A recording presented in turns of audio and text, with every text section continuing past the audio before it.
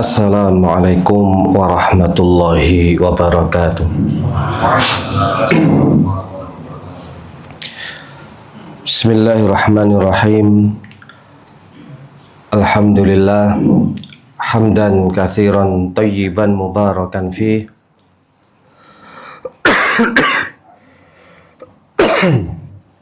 Kama yuhibbu rabbuna wa yarda. Asyhadu an la ilaha illallah wahdahu la syarikalah wa asyhadu anna Muhammadan abduhu wa rasuluhu la nabiyya ba'dah.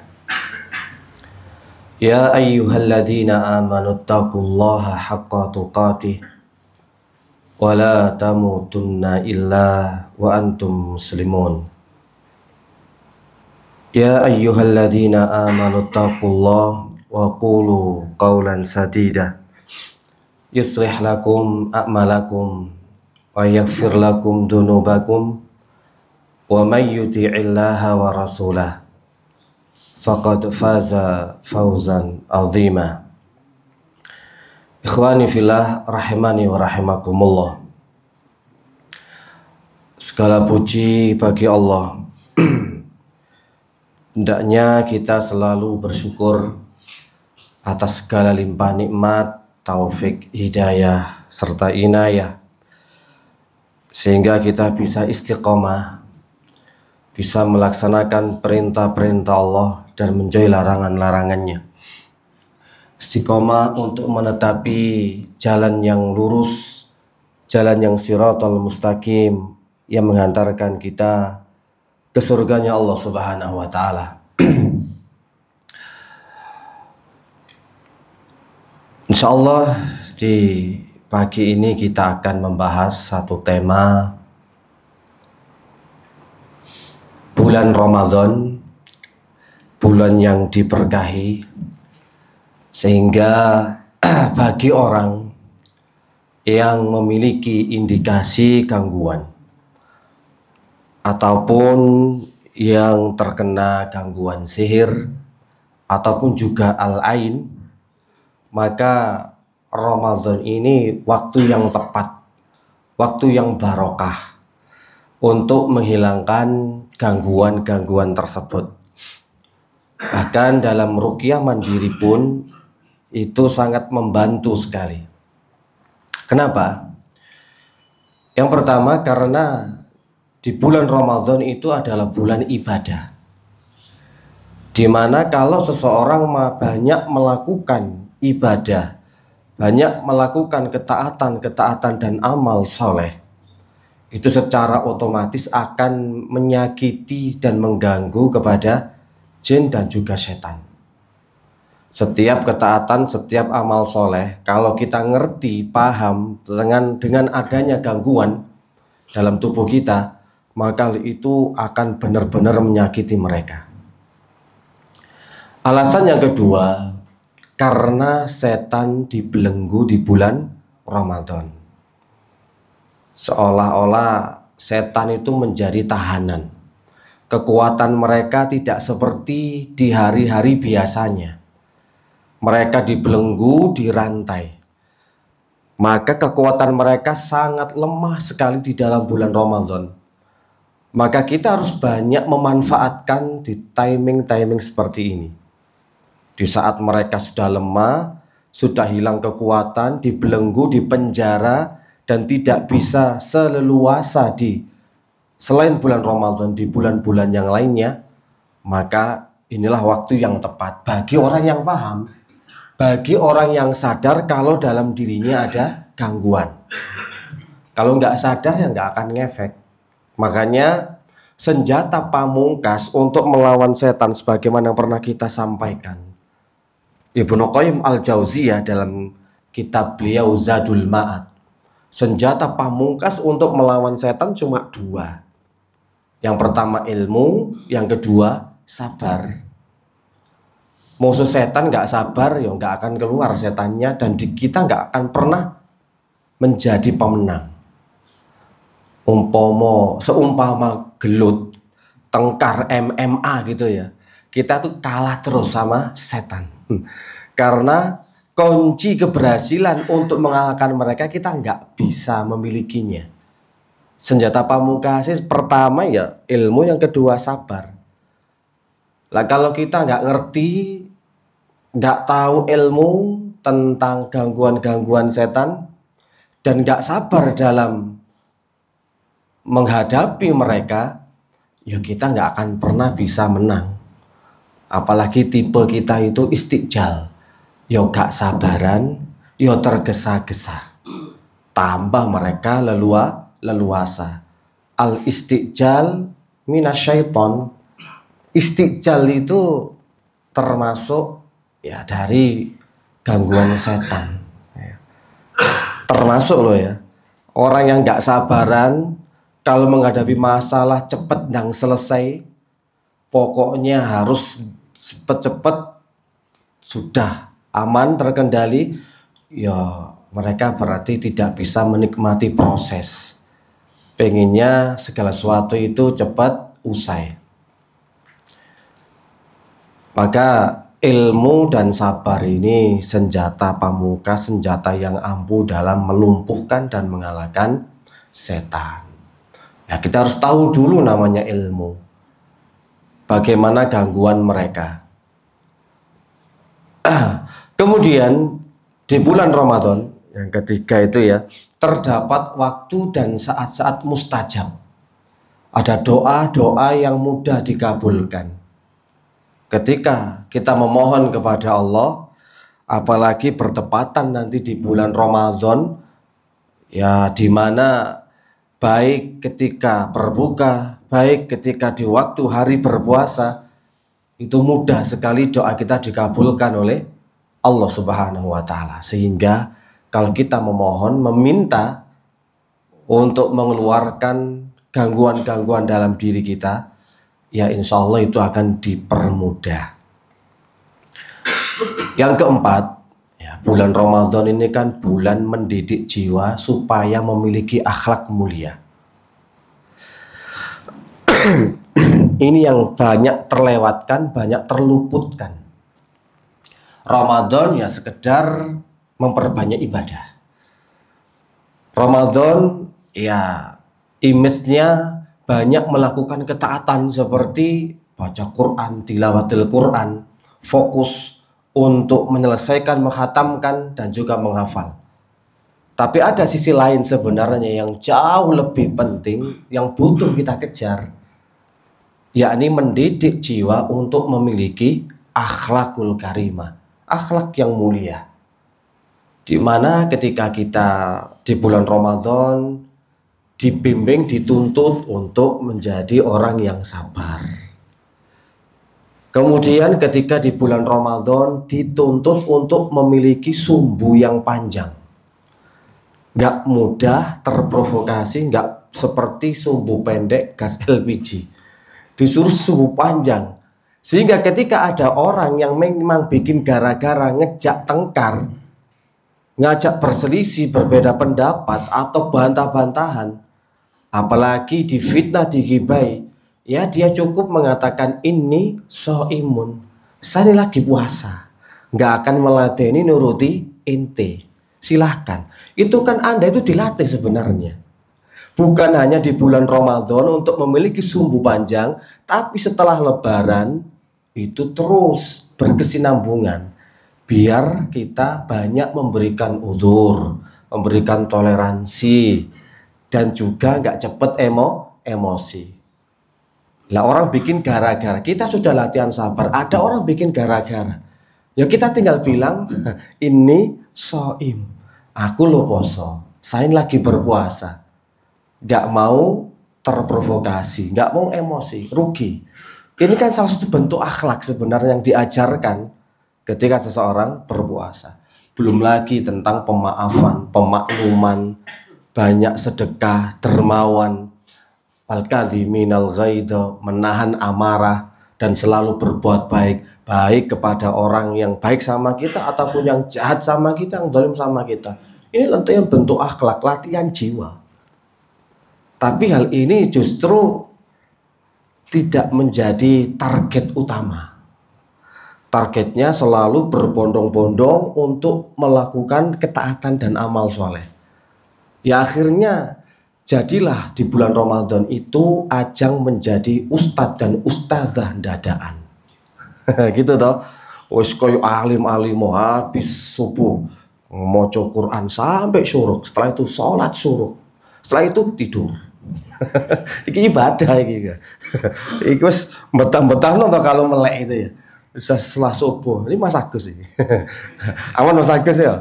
Aman ya. Tak lirik kat mau. Iya. Itu kan nanti ada caranya tersendiri ya. Jadi situ sudah butuh jihad, baca Quran. Ada yang kemana sedekah terus, sholat terus, baca Quran terus gitu. Ada nilai poin yang dilupakan, yakni membentuk akhlak. Karena bulan Ramadan itu bulan tazkiyah, bulan tazkiyatun nufus, bulan untuk introspeksi diri. Introspeksi diri itu artinya mencari kekurangan, dosa, maksiat yang dia lakukan. Lah kadang-kadang orang itu introspeksinya diri itu kelewatan.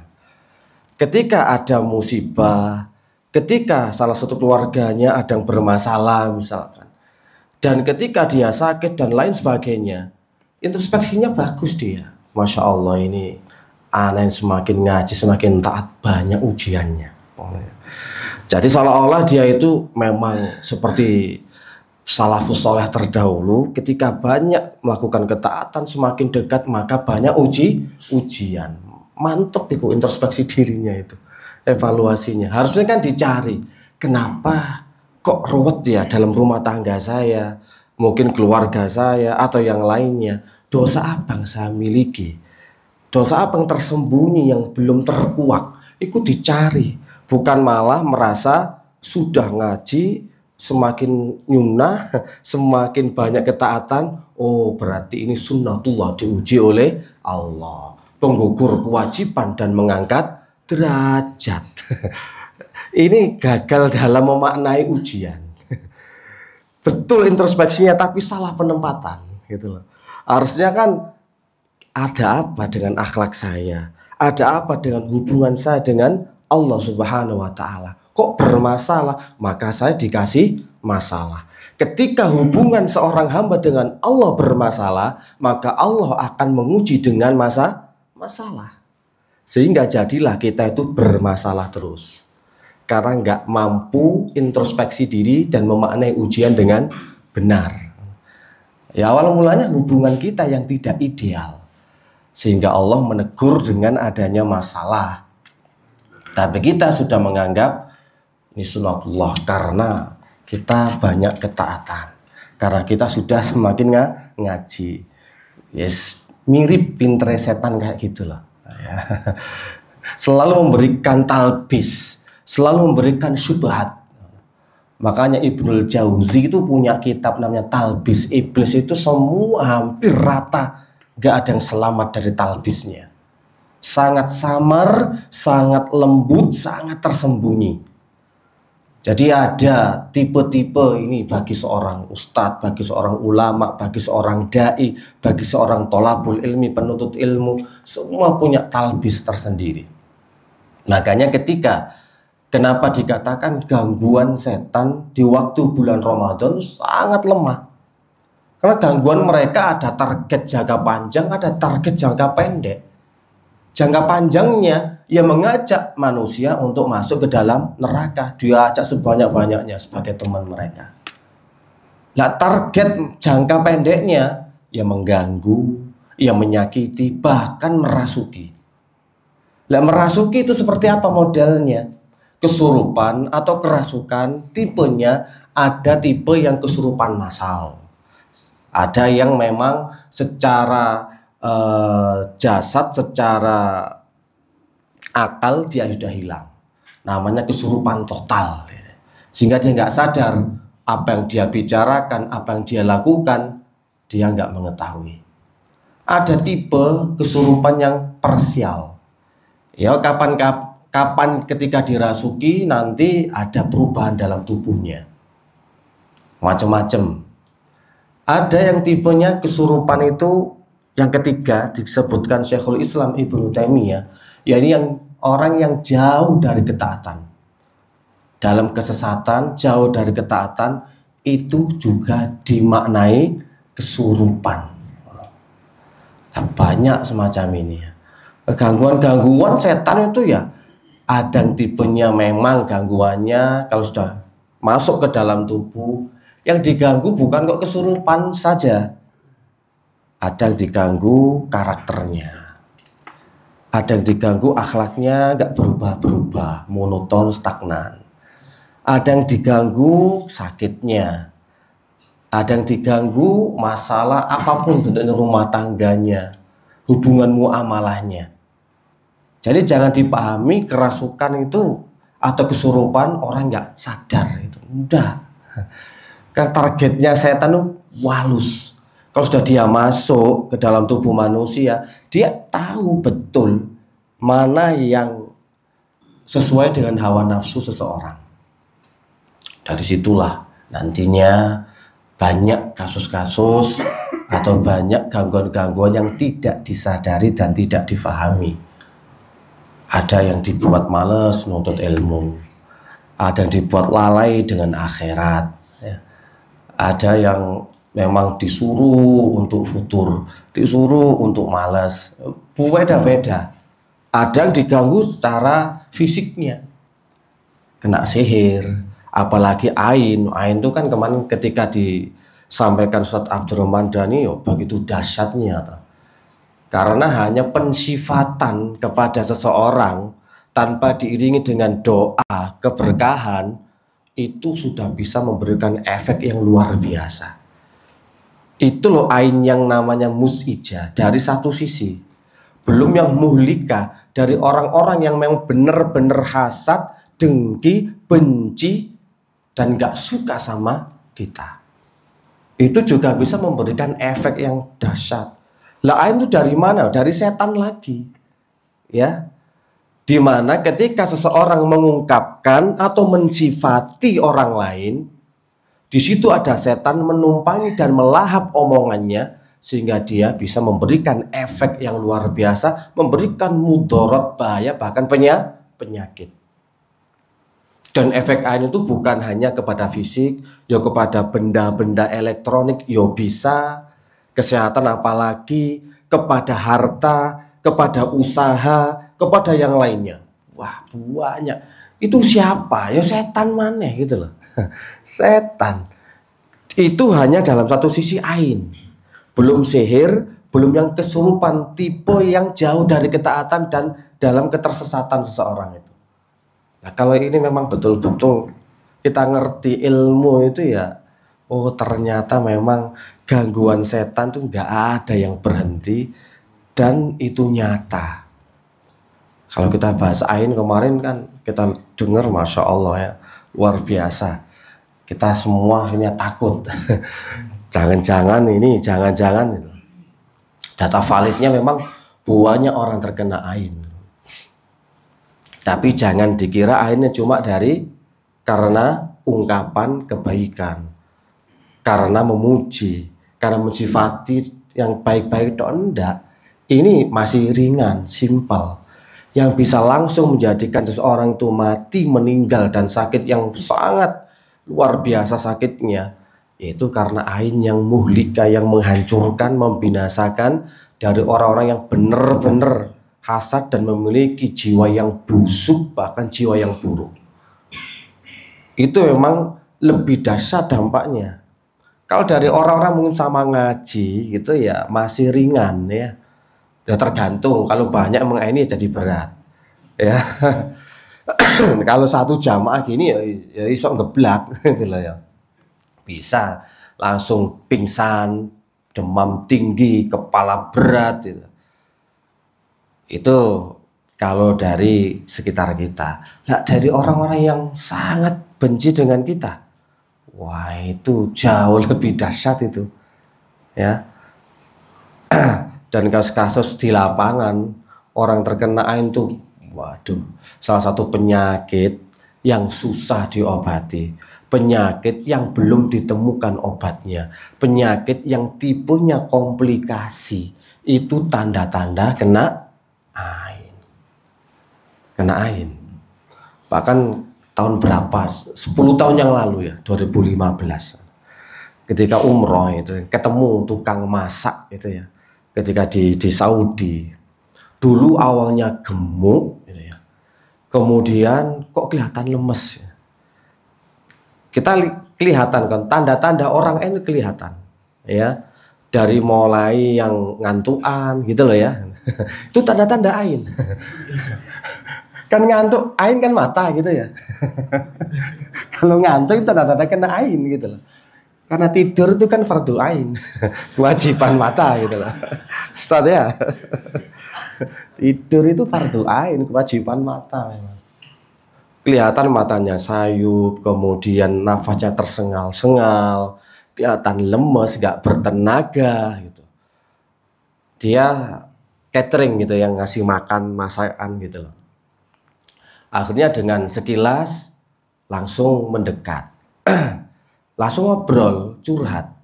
Dulu satu gemuk, saya itu sukses, tapi kayaknya ada orang nggak seneng sama saya, begini jadi sakit, ini banyak halnya. Nanti malam ketemu sama saya. Nah gitu, kasih waktu nanti malam ya. Gitu aja antara iya dan tidak. Sampai nekat sama suaminya ke kamar. Baru kita ajak ngobrol, baru sedikit, kemudian wah tanda-tanda ini kena ain kayaknya. Baru kita ruqyah, kita bawakan biasa kresek, lalu kita suruh mengeluarkan sendiri. Itu muntah-muntah sampai keluar darah dari hidungnya. Itu kan tanda-tanda kalau orang terkena ain gitu ya. Ketika di ruqyah keluar darah dari hidungnya. Tapi kalau orang yang nanti pas muntah keluar darah, ini tanda sihir. Tapi kalau keluar dari hidung, ya ini tanda sederhananya ya, terkena ain. Diaini sama temennya sendiri. Gitu. Belum tentu sihir, gitu loh. Ain itu gitu, bisa menjadikan tubuh ini lemes, lunglai, bisa menjadikan bisnisnya juga merosot. Ternyata ya kena ain. Dampaknya kelihatan sekali. Di kasus-kasus ketika orang kena ain itu banyak terjadi gitu lah ya. Nah itu fakta di lapangan. Orang ini kena ain itu kan kena gangguan jin, kena gangguan setan. Kalau di Saudi sana dikit-dikit mau muji ya ain gitu, nggak boleh memang. Dahsyat, memang pengaruhnya langsung kelihatan. Kalau di sini ya karena orangnya belum familiar dengan ain, setannya ya seneng. Kan nggak ketahuan ya. Ya tinggal dia mau mengganggu apanya. Fisiknya kah, ataukah logiknya, kecerdasannya, ataukah ketaatannya, atau akhlaknya. Itu pengaruh. Jadi kerjasama, apalagi ada ain, ada sihir, ada jin yang diundang sendiri ke dalam tubuhnya. Sudah kolaborasi di dalam. Ulang tahun nang jero. Ulang tahun ketemu reuni ini angkatan berapa? Ini angkatan berapa? Ini kena kasus ainnya, kena kasus sihirnya, kasus kesurupannya dan macam-macam. Apalagi dengan dosa dan kemaksiatan yang dilakukan sendiri. Itu banyak kasus. Sehingga kurus orangnya itu, kurus sekali. Diobati ya nggak mempan. Dibawa ke dokter nggak ngerti apa penyakitnya. Itu tanda-tanda kalau di sebuah penyakit ya, pokoknya komplikasi, nggak ada obatnya atau susah diobati. Karena tidaklah Allah menurunkan penyakit pasti ada obatnya. Kok susah diobati? Ini sudah indikasi. Penyakit-penyakit yang parah seperti apa ini? Yang kan nggak ada obatnya tuh. Yang belum ditemukan obatnya seperti kanker atau semisalnya gitu ya, itu bisa jadi karena ain dan perpaduan yang lainnya. Ini masalah penyakit fisik.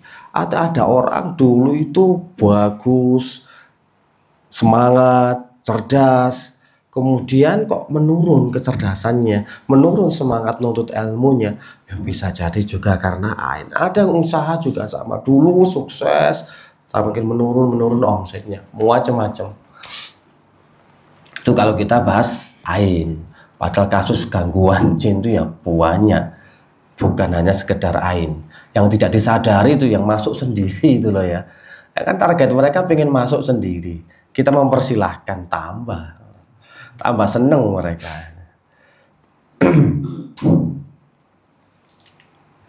Ya, bulan Ramadan bulan ibadah, sehingga ketaatan semacam itu akan mempengaruhi psikologi seseorang, bahkan juga bisa menyakiti jin yang mengganggu. Setiap ketaatan, yang penting tahu ilmunya, ngerti dalam dirinya ada gangguan, maka setiap dia melakukan ketaatan, melakukan amal soleh, maka itu akan menyakiti jin yang ada dalam tubuhnya. Kok paham, ngerti loh ya? Oh ya, saya ini kayaknya ada indikasi. Ya, saya ini kok orangnya pemarah, oh dikasih. Pokoknya paham dulu.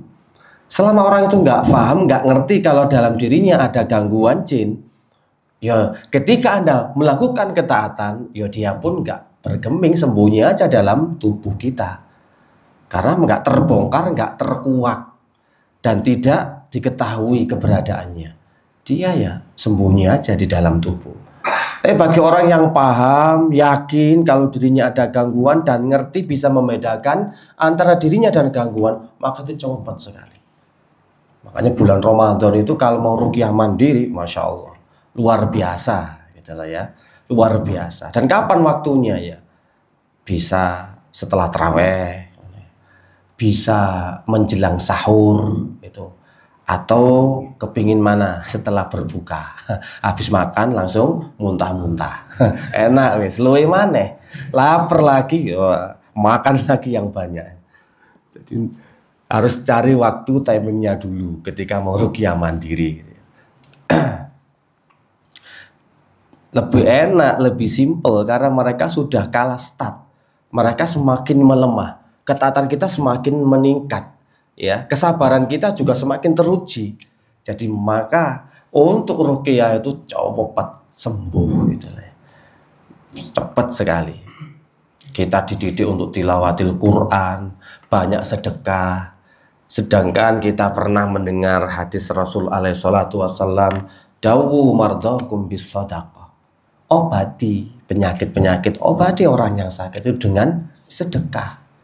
Nah, kita di dalam bulan puasa dididik untuk banyak-banyak berbuat kebaikan, dermawan. Bukan hanya masalah harta, juga dermawan masalah tenaga, masalah pikiran, masalah waktu yang luang. Itu kan kita butuh dermawan. Dididik untuk menjadi pribadi yang dermawan, itu semakin melemahkan setan jin.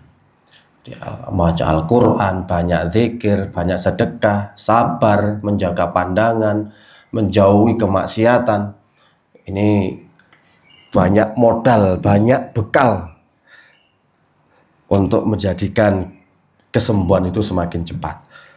Hal ini yang akan mempercepat kesembuhan bagi orang kena gangguan. Biasanya memang kolaborasi.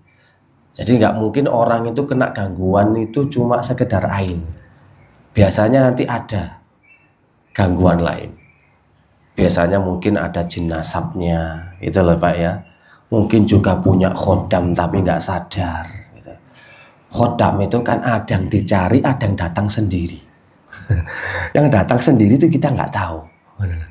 Karena dalam dunia jin itu ya sama. Banyak yang ngefan kepada manusia. Ngefan Pak. Lihat sampai taat, ngefan mereka. Wes tak deket di dia. Dengan gaya, dengan cara berbicara dan lain sebagainya ngefans, seneng, masuk. Ngefan. Ada lagi yang semakin ekstrim, ya jinnya jatuh cinta kepada manusia. Dan banyak kasus jin jatuh cinta kepada manusia. Nah, salah satu kisahnya siapa? Syekhul Islam Ibnu Taimiyah. Kisahnya kan seperti itu. Didatangkan orang kesurupan kepada Syekhul Islam Ibnu Taimiyah. Lalu sama Syekhul Islam dipukul itu, dipukul,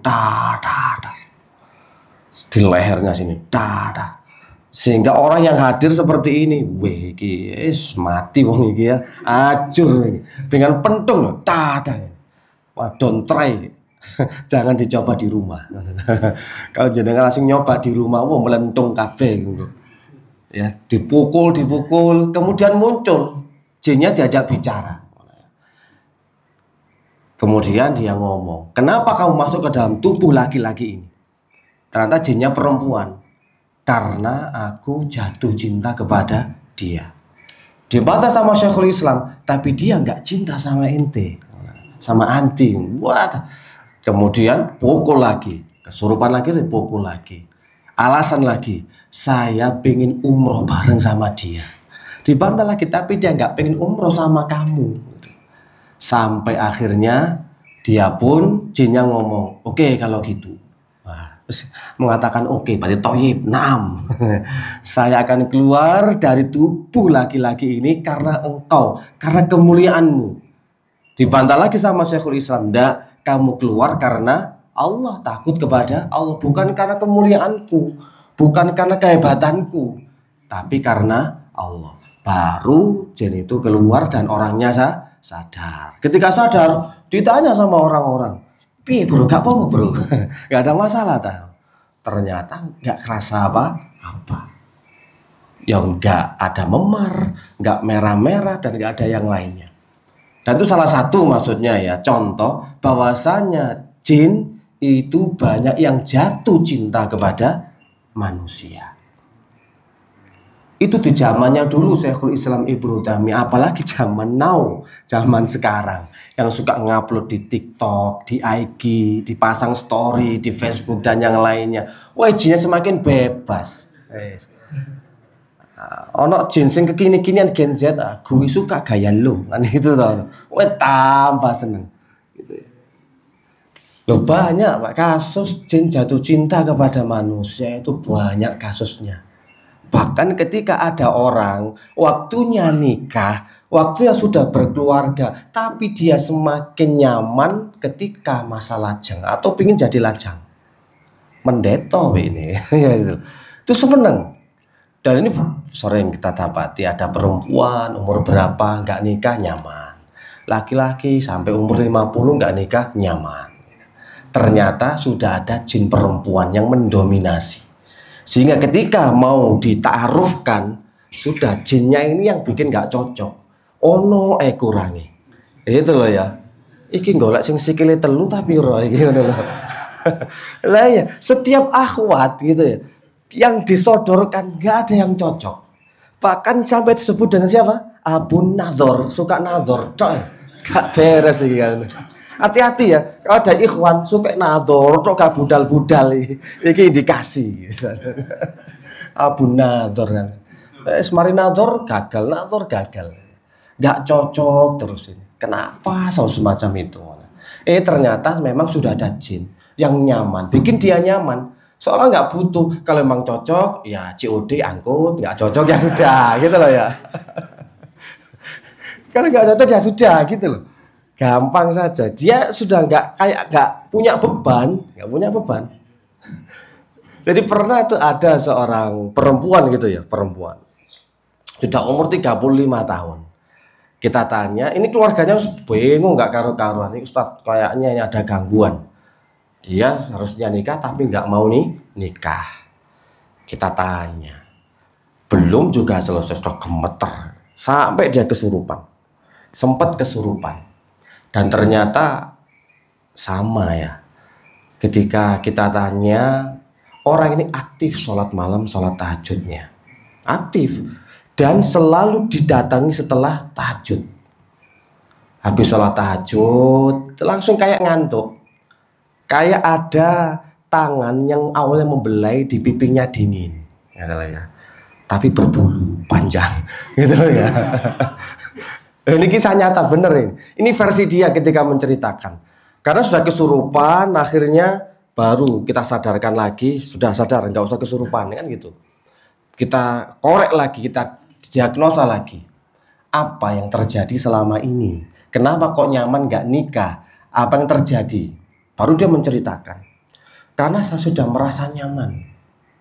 Setiap kali setelah sholat malam, seperti ada tangan dingin ke pipi, kemudian seolah-olah antara sadar dan tidak, ada laki-laki sosok besar, ganteng, gitu. Versinya dia ganteng, kemudian kayak melakukan hubungan intim, bahkan sampai merasakan orgasme. Baru mandi dia. Setelah mandi kayak gitu sudah nyaman dan nggak mau nikah lagi karena sudah merasa terobati. Sudah, dan itu nggak sadar. Maka baru ketika kita pahamkan, kita tanamkan, Mbak umur segini belum nikah itu nggak wajar, nggak beres. Samin kalau kita tolak ukurnya banyak orang ya, orang tua melihat anaknya umur 25, 27 belum nikah, harus khawatir. Kok sampean sudah 35 malahnya nyaman. Baru terbuka mindsetnya. Oh gitu ya, baru sudah diruqyah keluar, baru nih nikah, mau nikah. Karena itu tadi ada jin yang menghalangi. Setiap ada laki-laki yang mau melamar ta'aruf, bahkan bukan dita'adud loh ya, ini dita'aruf. Bukan dita'adud. Ta'aruf gak gelem apalagi dita'adud, nggak mau sudah. Itu sudah kan nggak nyaman, nggak suka, nggak suka sama ini, nggak suka sama, ternyata nggak suka apa? Yang di dalam cemburu, karena sudah biasanya saling ya berjumbu, sudah jatuh cinta, sudah klik, cocok dan nyaman. Kok ada pihak ketiga? Wah ini termasuk pebinor, ini termasuk pihak ketiga, pelakor gitu ya. Wah itu kan nama-nama yang sebenarnya nggak bagus ya. Itu. Ya itu sama Pak. Jadi kayak orang ini sudah kena jin yang jatuh cinta kepada manusia. Banyak ini sebenarnya ya. Di kasus-kasus dahulu sudah ada, apalagi zaman now, zaman sekarang. Ya karena laki-laki atau perempuan ketika melepas hijabnya, melepas pakaiannya, tidak membaca doa, sehingga mata jin itu bisa melihat dan bisa jatuh cinta. Ya banyak karena ada kesamaan karakter, senasib, sepenanggungan gitu. Ada namanya apa? Khodam. Kalau kita cerita khodam itu panjang ini ya. Jin khodam.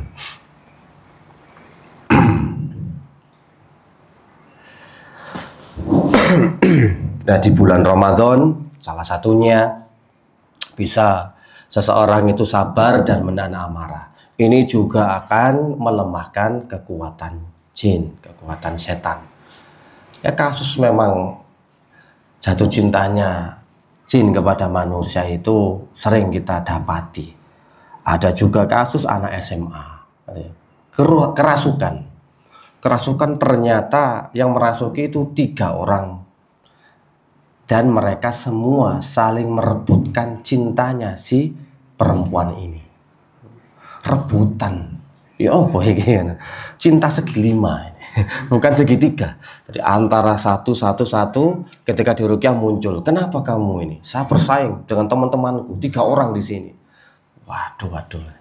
Jadi ada jin yang memang seneng dan jatuh cinta, fans berat, suka dengan gaya bicara kita, yang mungkin dengan ketaatan kita, ya itu datang dengan sendirinya. Apalagi orang-orang punya potensi gitu loh. Orang sudah potensi jin nasab, ya, maka ketika Anda pergi kemana gitu ya, ada yang suka, ya langsung ikut. Apalagi ada yang mungkin sakti dulunya dari kerajaan-kerajaan, ya udah ikut aja orang itu. Wih, saya seneng orang ini sakti gitu, masuk dia. Hanya ada yang memang seneng, ada yang fan, ada yang jatuh cinta. Tanda-tandanya seperti itu. Salah satunya nyaman ketika dia belum berkeluarga dan belum nikah, waktunya sudah berumur gitu.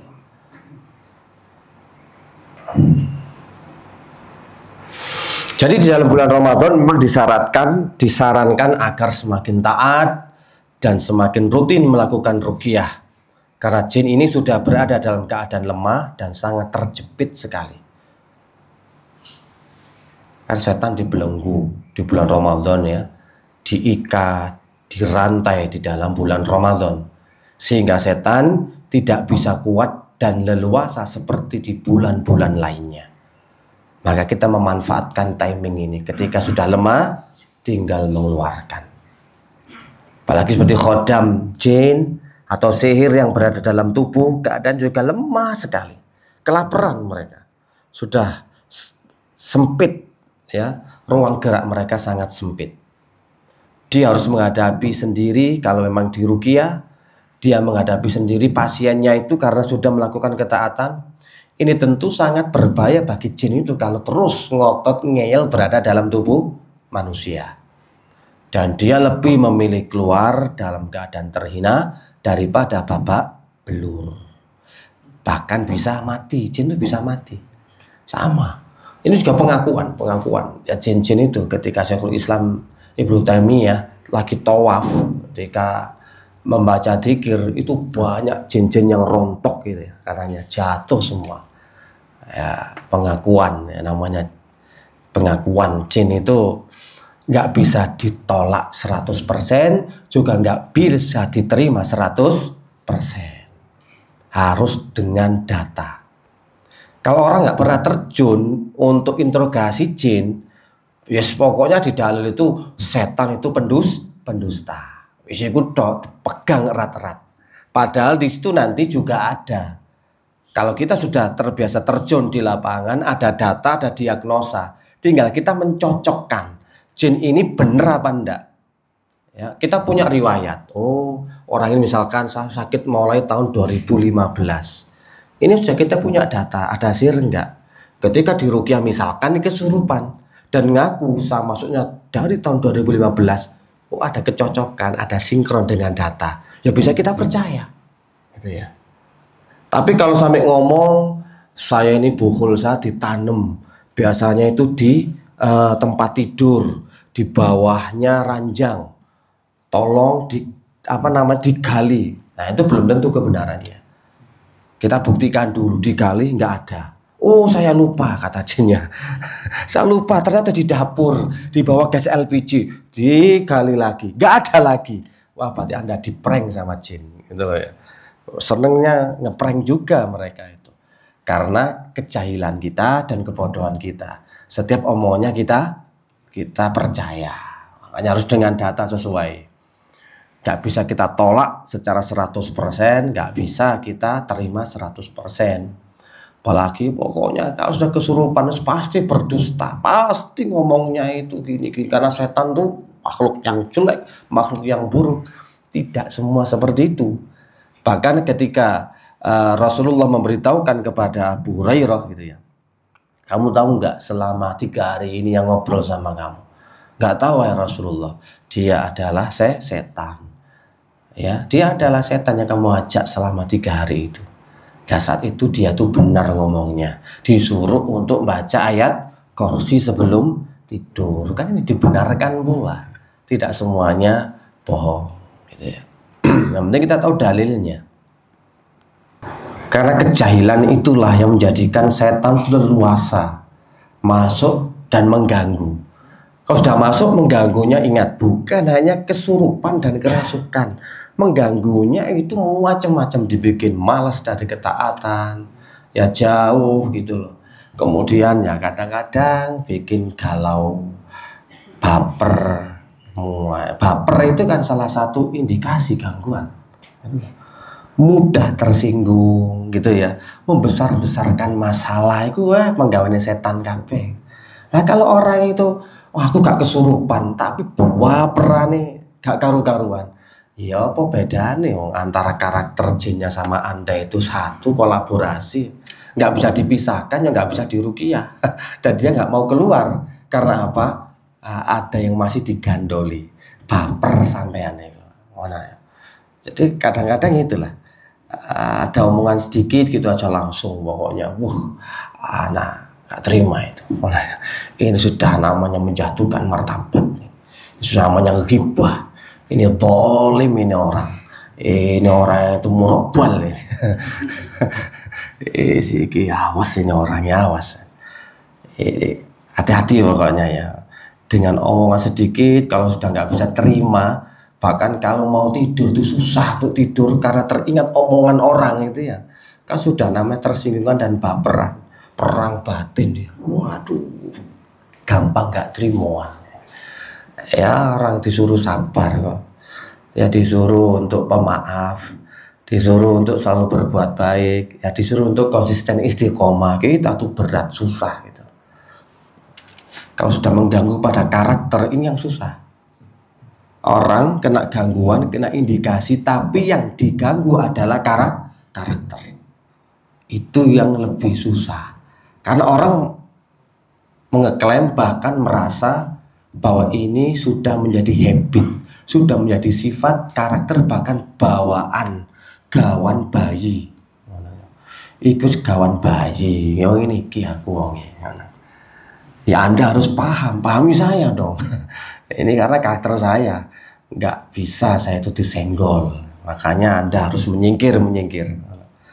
Ini kan bahaya ini kalau sudah ganggu karakter ya.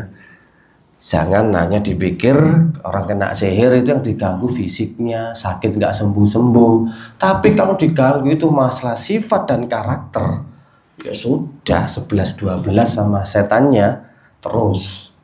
Sampai nanti makanya ketika Anda yo ngaji, yo sudah hadir di majelis ilmu, dan kalau lihat ketaatannya, Masya Allah, witir nggak pernah ketinggalan, syuruk aktif, baca Quran, Masya Allah, setiap Jumat seperti ini, sebentar lagi Al-Kahfi.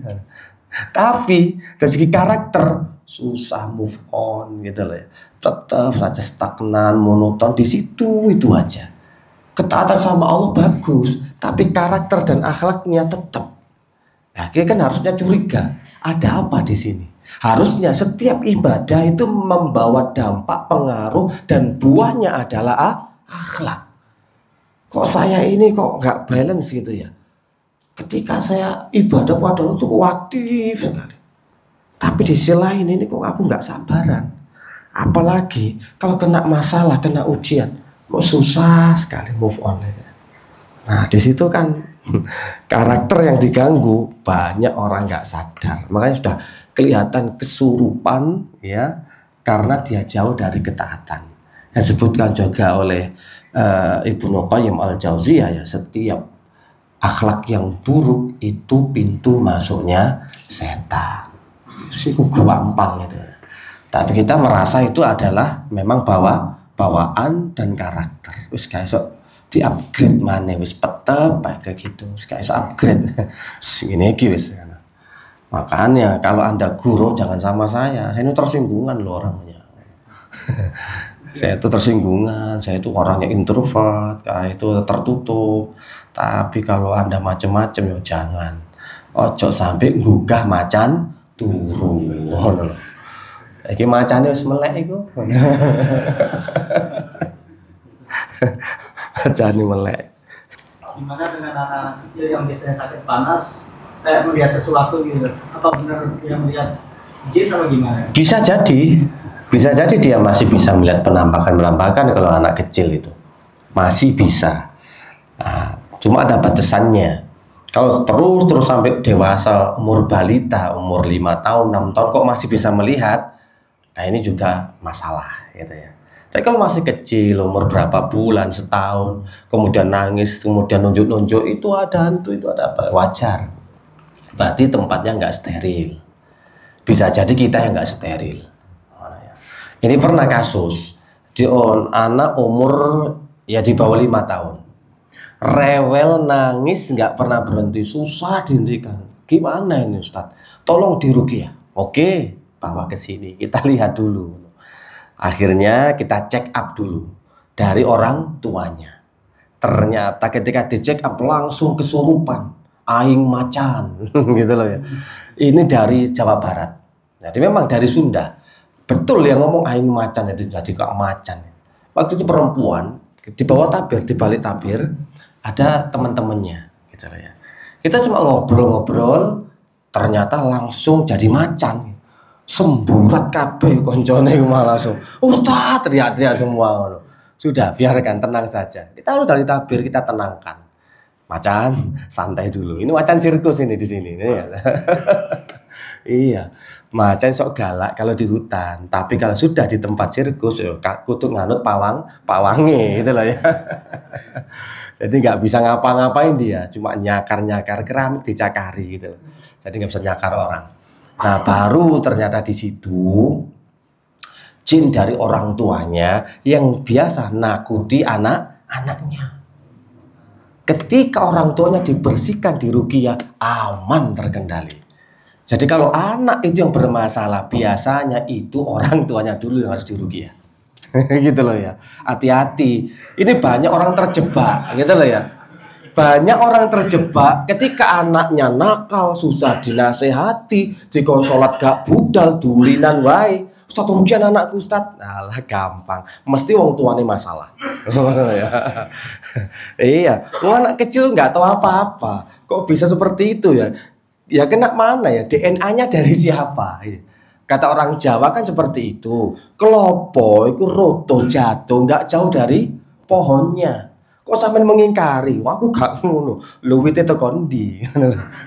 Sampean itu pohon kelapanya, pohon apelnya. Lah mosok dicodot itu mau.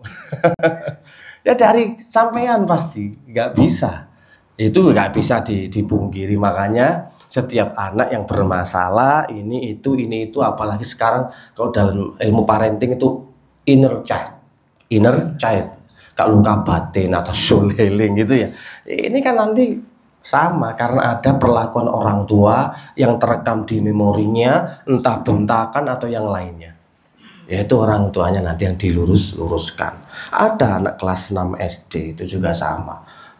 Apa tantrum, ngamuk itu gak karu-karuan. Kental berani. Ternyata ditelusuri ya gitu sama. Kenapa? Nggak diruqyahkan anaknya. Anaknya jujur. Bapak itu suka marah-marah. Saya juga ikut marah nyontoh bapak saya. Dan kalau marah saya tuh dikatain, wah anak setan. Loh bapakku sopo? Iblis gitu kan ya, itu loh. Itu pasti dari ini terngiang-ngiang ketika dia dikatakan anak setan. Wah anak nduk wablek. Wah gak kena diatur gitu loh. Maniru sapa sih?